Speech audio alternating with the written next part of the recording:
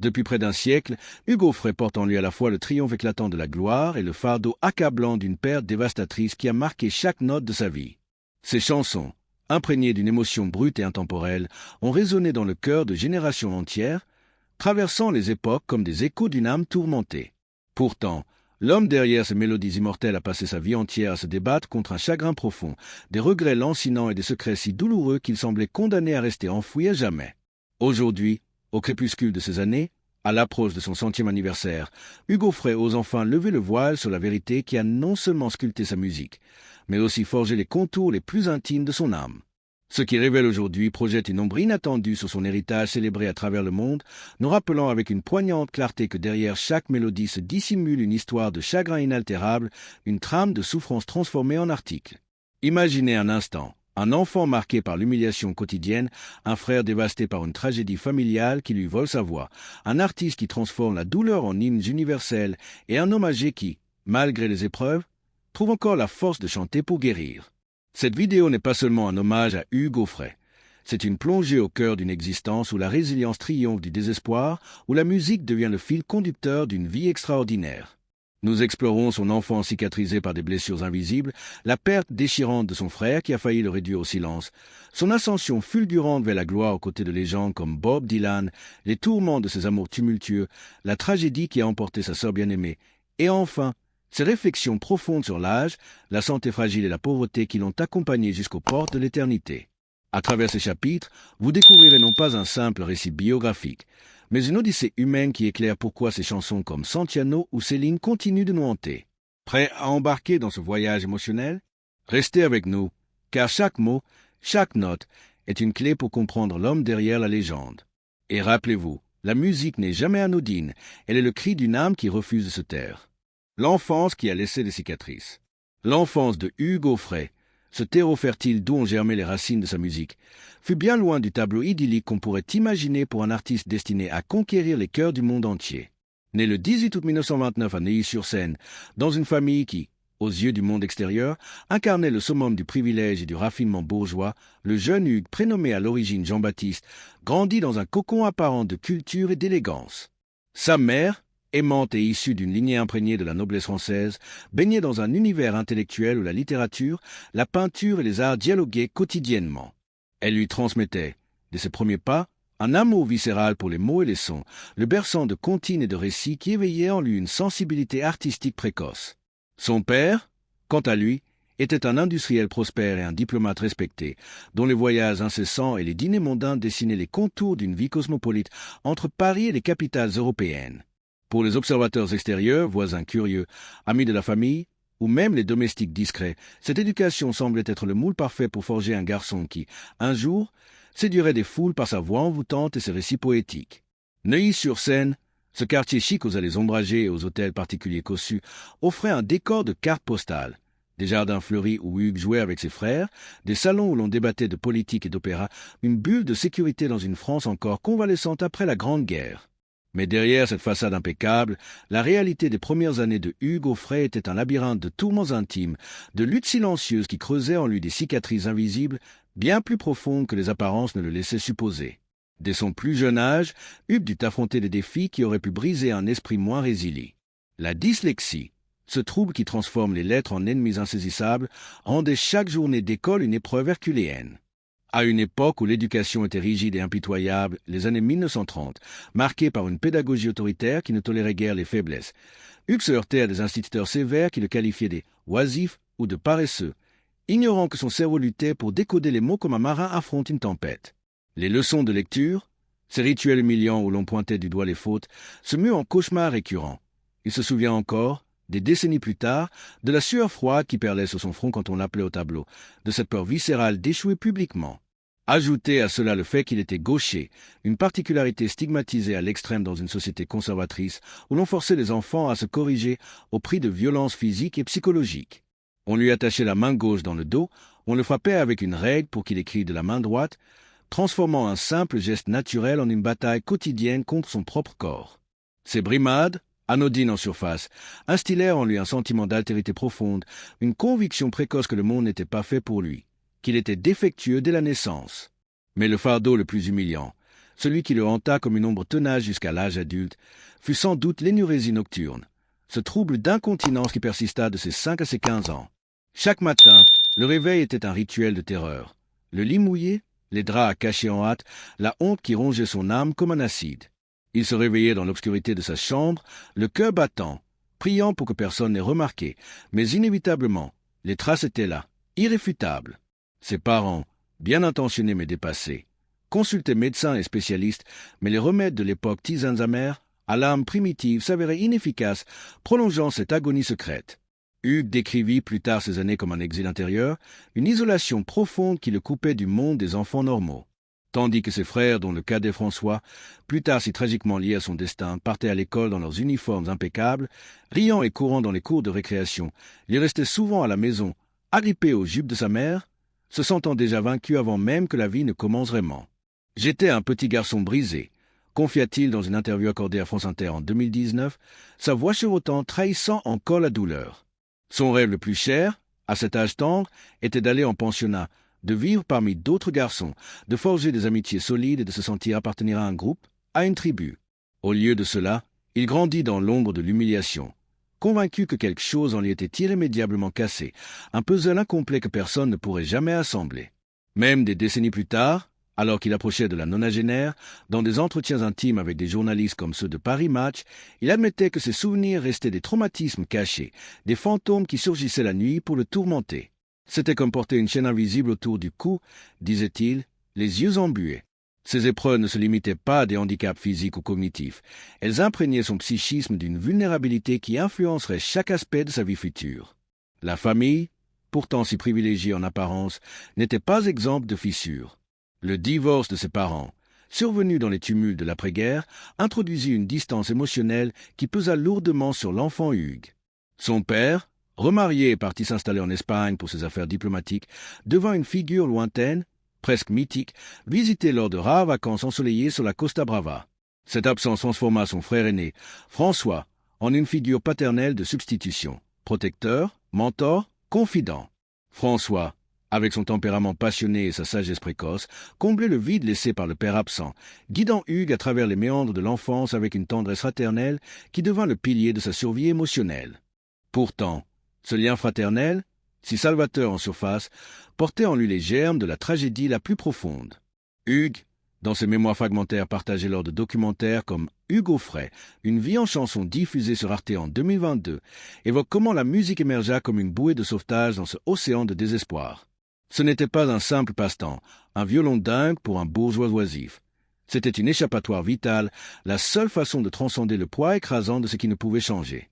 Dès l'âge de 7 ans, il grattait les cordes d'une guitare empruntée à un oncle musicien, transformant la honte en harmonie, les larmes en mélodie primitive. Des airs populaires français, des ballades gitanes entendues lors de fêtes familiales, devinrent ses premiers alliés.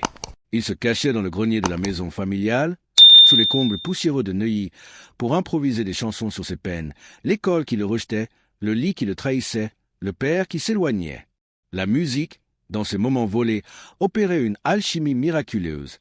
Elle prenait la laideur de la honte et la métamorphosait en quelque chose de porteur de sens, de beauté naissante. Hugues se rappelait comment, lors d'une de ses sessions solitaires, il avait composé sa première chanson, un couplet balbutiant sur un oiseau blessé qui apprenait à voler malgré ses ailes cassées. Un présage inconscient de sa propre trajectoire. Ces difficultés juvéniles ne s'arrêtèrent pas au mur de la maison familiale. Elles s'étendirent aux interactions sociales, où Hugues, timide et introspectif, peinait à nouer des liens durables. Les jeux avec les enfants du quartier, ses courses folles dans les parcs parisiens, l'y échappaient souvent. Il préférait les recoins ombragés, un cahier à la main, à griffonner des vers maladroits. La Seconde Guerre mondiale, qui éclata alors qu'il n'avait que 10 ans, ajouta une couche supplémentaire de chaos à cette enfance déjà tourmentée. Paris sous l'occupation, avec ses sirènes hurlantes, ses rationnements et ses peurs nocturnes, transforma la maison familiale en un bunker émotionnel. Hugues, fasciné et terrifié par les récits de résistance chuchotés par son père diplomate, apprit tôt la valeur de la discrétion, de taire ses faiblesses pour survivre. Ces années de guerre forgèrent en lui une résilience stoïque, une capacité à endurer l'invisible qui deviendrait la marque de sa voix adulte rauque, éraillée, porteuse d'une authenticité brute. À l'adolescence, alors que la libération apportait un souffle de liberté, Hugues tenta de se réinventer.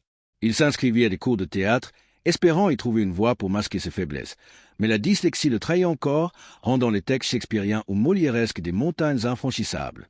C'est dans les cafés enfumés de Saint-Germain-des-Prés, berceau de l'existentialisme, qu'il commença à se produire timidement, grattant sa guitare pour des amis indulgents. Ses performances naissantes étaient maladroites, entrecoupées de silences gênés, mais elles plantaient les graines d'une vocation. Sa mère, sentant le potentiel, l'encouragea à persévérer, lui offrant une guitare neuve pour ses 14 ans, un geste qui, rétrospectivement, sauva peut-être sa vie, car sans cette musique, Hugues l'avoue lui-même, il aurait pu sombrer dans une mélancolie destructrice. Les cicatrices de l'enfance, loin de s'estomper, devinrent les fondations invisibles de son art. La dyslexie affina son oreille musicale, le forçant à mémoriser par le son plutôt que par l'écrit. L'énurésie enseigna la solitude créative, cette capacité à puiser dans l'intériorité. La gaucherie imposa une adaptabilité qui se traduirait plus tard par une polyvalence scénique inégalée. Aujourd'hui, à 96 ans, Hugues Aufray regarde en arrière avec une tendresse mêlée de pitié pour ce petit garçon brisé. Dans un podcast récent sur les grandes oreilles en 2024, il confie « Ces blessures m'ont fait qui je suis. Sans elles, mes chansons seraient fades, sans âme. Elles sont le sel de ma voix. » Ainsi, cette enfance, loin d'être un frein, fut le creuset où se forgea un artiste unique, dont les cicatrices, une fois exposées à la lumière de la maturité, révèlent une beauté poignante. Elle nous enseigne que les plus grandes voix naissent souvent des silences les plus douloureux et que la résilience, patiemment tissée dans l'ombre, illumine un jour les scènes du monde. La mort de François, la voix qui a failli disparaître.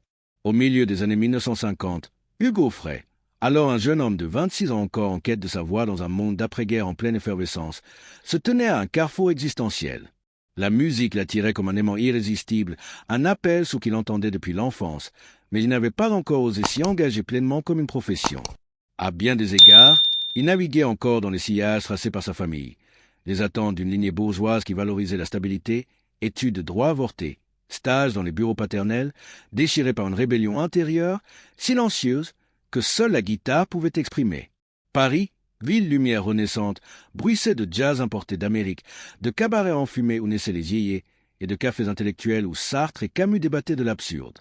Hugues, avec son air dégingandé et son regard mélancolique, fréquentait ces lieux comme un spectateur curieux, grattant des airs folles dans l'ombre, testant ses ailes sans oser s'envoler.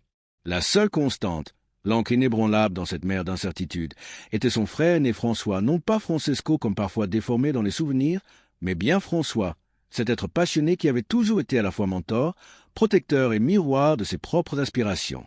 François, de 5 ans son aîné, avait endossé le rôle de père substitut depuis le divorce familial, guidant Hugues à travers les tempêtes de l'enfance avec une fermeté bienveillante. Il partageait des soirées interminables à écouter des disques de Woody Guthrie ou de Lee Bailey, à débattre de justice sociale sous les toits parisiens, à rêver d'un monde où l'art pouvait réparer les injustices. François, avec son tempérament fougueux, un volcan d'émotions contenues, était l'étincelle qui allumait en Hugues le feu de la création. Mais en 1955, un drame aussi soudain qu'implacable vint ébranler ce duo fraternel, menaçant d'engloutir Hugues dans un abîme de silence d'où il ne remonterait qu'au prix d'une renaissance douloureuse. Tout commença par une idylle passionnée, presque romanesque, qui tourna au cauchemar. François, jeune homme sensible et intransigeant, tomba éperdument amoureux d'une étudiante originaire de Hong Kong, rencontrée lors d'un congrès culturel à Paris. Leur relation, forgée dans les nuits fiévreuses des bords de Seine et les discussions enflammées sur l'Orient et l'Occident, était un tourbillon de sincérité et de désir. Elle, avec sa grâce exotique et son esprit vif, représentait pour François un pont vers un ailleurs rêvé.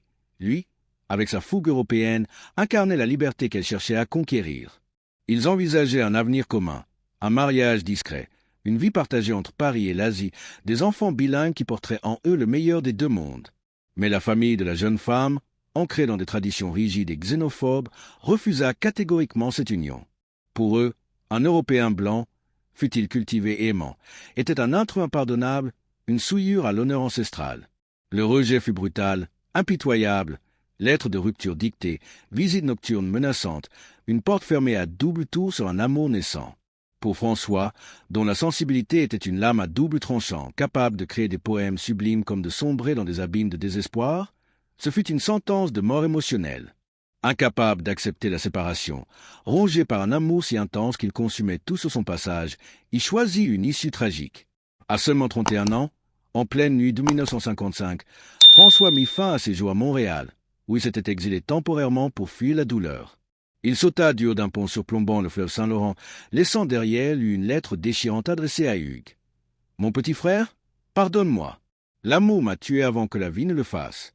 Vie pour nous deux. » La nouvelle frappa Hugues comme un coup de poignard en plein cœur, le laissant anéanti, prostré dans l'appartement familial de Neuilly, refusant de manger, de dormir, de vivre. Cette perte transcenda la simple mort d'un frère. Ce fut l'effondrement d'une partie essentielle de son être, l'arrachement violent de l'homme qu'il avait élevé en l'absence du père, qui lui avait appris à jouer de la guitare, à chanter faux sans peur, à croire en ses rêves malgré les moqueries. Hugues confia plus tard, dans un entretien émouvant avec Le Monde en 2015, que ce fut comme si une moitié de son âme avait été emportée par les eaux tumultueuses du Saint-Laurent. Il dépeignait François comme un être incroyablement violent dans ses sentiments, un homme qui aimait avec une telle intensité une passion dévorante, presque biblique, qui ne pouvait survivre au rejet, à l'idée d'un amour nié par le monde. Des décennies plus tard, sur le plateau de l'émission Quelle époque, animée par François Beffleur en 2020, la voix d'Aufray se brisait encore en évoquant cette injustice cosmique. « J'ai vécu le drame de la ségrégation religieuse et raciale toute ma vie, avoua-t-il, les larmes aux yeux. Je porte toujours la blessure.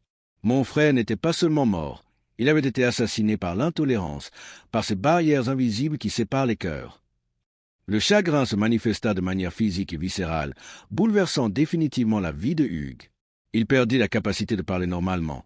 Sa voix, autrefois assurée et chantante lors des soirées familiales, devint brisée, étouffée par un nœud de douleur qui serrait sa gorge comme un étau. Pendant des mois, il errait comme un fantôme dans les rues de Paris, incapable d'articuler plus que des murmures rauques, encore moins de chanter. Les amis, inquiets, le voyaient dépérir, silhouette amaigrie, yeux creux, une guitare muette posée dans un coin. Il décrivit cela plus tard comme un terrible handicap, une malédiction qui risquait de le réduire au silence pour toujours, d'effacer la musique qui avait été son salut depuis l'enfance. Les médecins, perplexes, parlaient de mutisme psychogène, un deuil si profond qu'il paralysait le corps. Hugues passait des nuits blanches à fixer le plafond, revivant en boucle les souvenirs. Les rires complices avec François lors de promenades en forêt de Fontainebleau, les duos improvisés sur Barbara Allen, les confidences sur leurs peurs respectives. Le suicide de son frère n'était pas qu'une tragédie personnelle. Il résonnait avec les ombres de l'époque, les préjugés coloniaux persistants, les mariages mixtes tabous, les cœurs brisés par des sociétés rigides. Hugues, hanté par le SI, se demanda des milliers de fois s'il n'aurait pas pu intervenir, s'il n'aurait pas dû deviner les signes avant-coureurs. Les silences prolongés de François lors de ses visites, ses yeux rougis par des larmes cachées.